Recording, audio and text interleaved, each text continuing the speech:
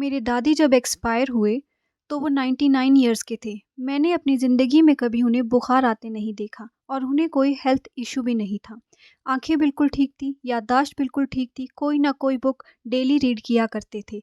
वो इतने एक्टिव और एनर्जेटिक थे कि शिमला की सर्दियों में जब बाहर बर्फ़ पड़ रही होती थी तो सुबह वो 5 बजे उठकर नहा धोकर अपनी पूजा पाठ में लग जाते थे। उनकी इस एनर्जी का सीक्रेट मुझे अब समझ में आता है। वो सीज़नल फूड ज़रूर खाते थे, अपनी डेली रूटीन फ़ॉलो करते थे। कभी कुछ ज़्यादा खा लिया स्वाद-स्वाद में, तो रात को एक रोटी कम खाया करते थे। इन सब चीज़ों ने, इन डिसिप्लिन ने उनको इतना हेल्दी और फिट रखा, इसीलिए वो इतने लंबे समय तक अच्छे से रहे। मैं उन्हें अम्मा बुलाती थी और उन्हीं की एक ऐसी रेसिपी लेके आई हूँ आपके लिए, जो सर्दियों में बच्चों से लेके बूढ़ों तक के लिए मस्ट है। ये रेसिपी है अलसी के लड्डू। मेरी अम्मा कहते थे कि अलसी में इतनी ताकत है कि ये टूटी हुई हड्डियों को भी जोड़ सकता है। तो चलिए शुरू करते हैं हम आज इस रेसिपी को। आज की हमारी रेसिपी है अलसी के लड्डू या अलसी की पिन्नी। तो इसके लिए सबसे पहले मैंने ले लिए हैं यहाँ पे अलसी। उसके बाद मैंने कुछ ड्राई फ्रूट्स ले लिए हैं। मैंने लिए हैं काजू और बादाम काट के। आप अगर चाहे तो पिस्ता भी ऐड कीजिए, मेरे पास नहीं थे तो मैंने नहीं लिए। फिर मैंने लिए तिल और गरी का बुरादा। तो सबसे पहले मैंने यहाँ पर एक पैन ले लिया, उसमें मैंने अलसी को ड्राई रोस्ट कर लिया 2-3 मिनट के लिए।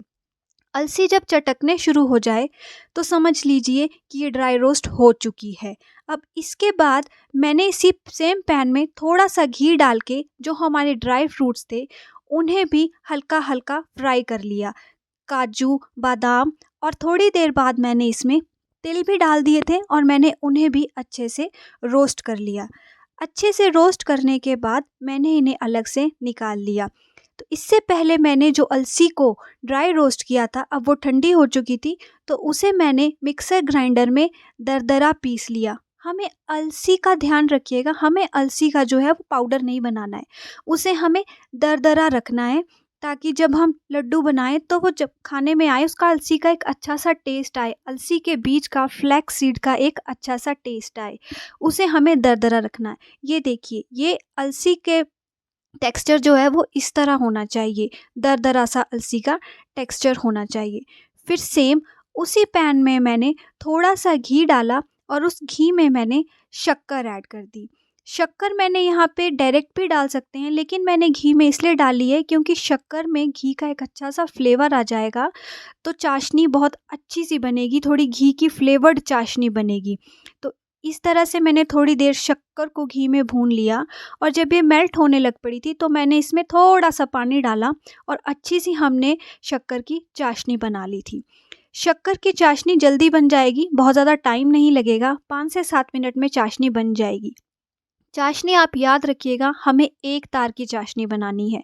शक्कर की चाशनी हमें एक तार की बनानी है, ना कि बहुत ज़्यादा गाढ़ी और ना बहुत ज़्यादा पतली। आपको आइडिया हो जाएगा, मैं ये इसलिए बता रही हूँ आपको थोड़ा आइडिया हो जाए कि बहुत ना गाढ़ी रहे चाशनी, ना बहुत पतली रहे।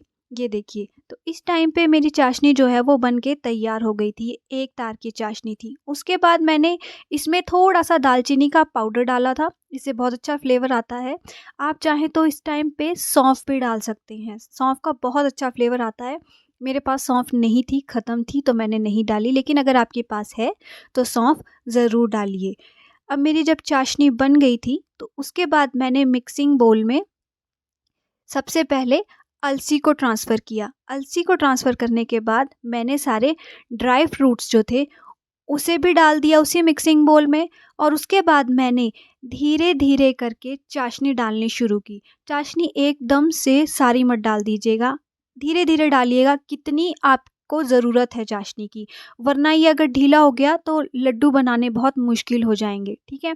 धीरे-धीरे आप चाशनी डालिए और धीरे-धीरे थोड़े-थोड़े क्वांटिटी में चाशनी डालिए, ताकि आपको आइडिया रहे कि कितनी चाशनी डलनी है। जब ये चाशनी डालने के बाद मैंने इन सब चीज़ों को मिक्स कर लिया, उसके बाद मैंने यहाँ पे गरी का बुरादा ऐड कर लिया था।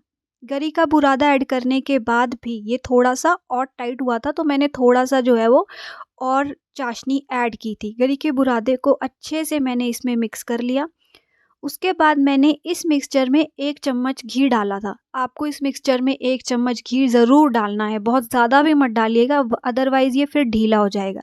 उसके बाद मैंने अपने दोनों हाथों में घी लगाया लड्डू बनाने के लिए, इसलिए ताकि जो ये मिक्सचर है ये हाथों पे चिपके नहीं। उसके बाद इस तरह से मैंने धीरे-धीरे करके लड्डू बनाना शुरू किए और हमारे लड्डू बनके तैयार हो गए थे।